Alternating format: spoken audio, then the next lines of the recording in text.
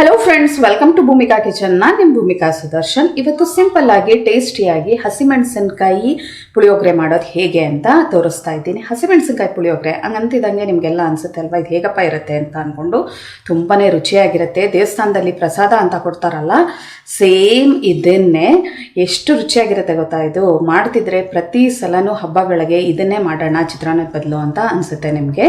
ಇದನ್ನು ನೀವು ಲಂಚ್ ಬಾಕ್ಸಿಗೆ ಬೇಕಾದರೂ ಪ್ಯಾಕ್ ಮಾಡ್ಕೋಬೋದು, ಬೆಳಗ್ಗೆ ಬ್ರೇಕ್ಫಾಸ್ಟಿಗೆ ಬೇಕಾದರೂ ಮಾಡ್ಕೋಬಹುದು.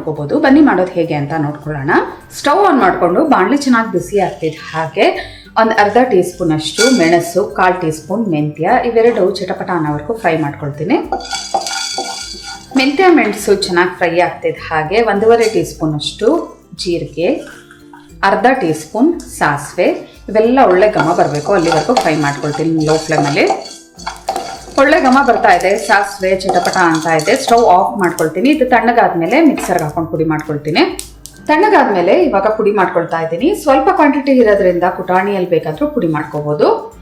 ಆದಷ್ಟು ನೈಸಾಗಿ ಪುಡಿ ಮಾಡ್ಕೊಂಡಿದ್ದೀನಿ. ಇವಾಗ ಒಗ್ಗರಣೆ ಹಾಕೊಳ್ಳೋಣ. ಸ್ಟವ್ ಆನ್ ಮಾಡಿಕೊಂಡು ಬಾಣಲೆ ಒಳಗಡೆ 4 ಟೇಬಲ್ ಸ್ಪೂನ್ ಎಣ್ಣೆ ಹಾಕೊಂಡಿದ್ದೀನಿ. ಎಣ್ಣೆ ಒಂಚೂರು ಚೆನ್ನಾಗಿ ಬಿಸಿ ಆಗ್ತಿದೆ ಹಾಗೆ 2 ಟೇಬಲ್ ಸ್ಪೂನ್ ಕಡಲೆಕಾಯಿ ಬೀಜನ ಮೊದಲು ಚೆನ್ನಾಗಿ ಫ್ರೈ ಮಾಡ್ಕೊಂಡ್ಬಿಡೋಣ. ಕಡಲೆಕಾಯಿ ಬೀಜ ಮುಕ್ಕಾಲು ಭಾಗ ಫ್ರೈ ಆಗ್ತಿದೆ ಹಾಗೆ ಒಂದು 10 ಪೀಸು ಗೋಡಂಬಿನೂ ಒಳ್ಳೆ ಕಲರ್ ಬರೋವರೆಗೂ ಫ್ರೈ ಮಾಡಿಕೊಂಡು ಇವೆರಡೂ ಎತ್ತಿಟ್ಕೊಂಡ್ಬಿಡೋಣ ಒಂದು ಬೌಲ್ಗೆ.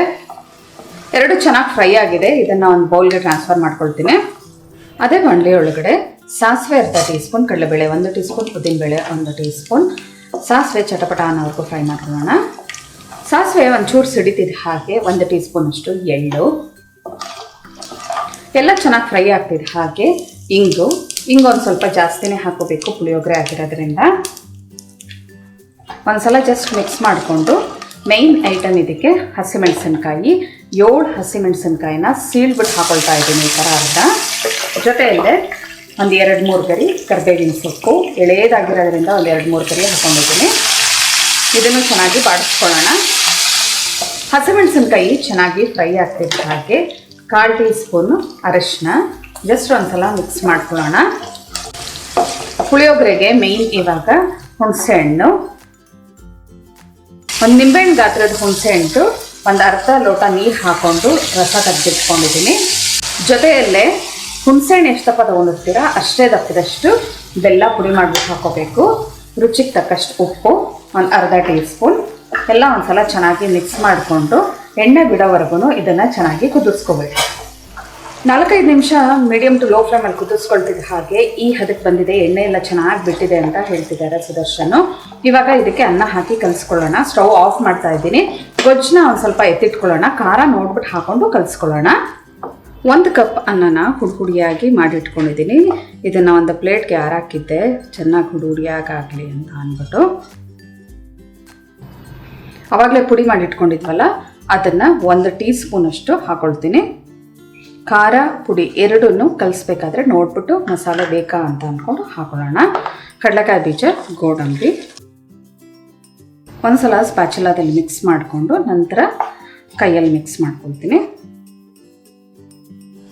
ಎಲ್ಲ ಚೆನ್ನಾಗಿ ಈವನಾಗಿ ಮಿಕ್ಸ್ ಮಾಡ್ಕೊಂಡಿದ್ದೀನಿ. ಇನ್ನೊಂದು ಸ್ವಲ್ಪ ಉಪ್ಪು ಬೇಕಾಯಿತು ಹಾಕೊಂಡಿದ್ದೀನಿ.